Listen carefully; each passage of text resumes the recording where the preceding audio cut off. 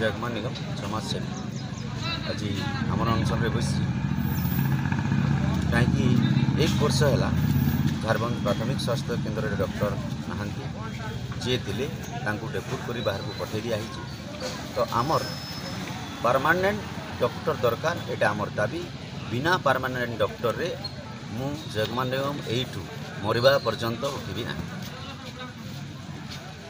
मो ना रामकृष्ण प्रधान और आज झारबंद ब्लॉक गोटे उपात अंचल कहार दृष्टि आकर्षण नहीं करे जय भाई जड़े स्वेच्छासेवी हिसाब से बोधे लोकर दुख सही नहीं पारिक आमरण अनशन कलेक्टर के जनई थे भी बोधे नहीं शुणी थे से बसन और आमर गाँव संपूर्ण समर्थन ताके अच्छे और जदि इटा भी पूरण नहीं है बोले ताला तरी देखिए पलाम डाक्तरखाना के। ग्रामवासी मोर नाम हूँ कुमार गौरव बेहरा। आज आम जय भाई बसन आमर अनशन आमर बहुत दिन है झारबंद डाक्तरखाना डाक्तर अभाव अच्छे से लगी से आमर झारबंद गाँव के बहुत दरकार अच्छे डाक्तर गोटे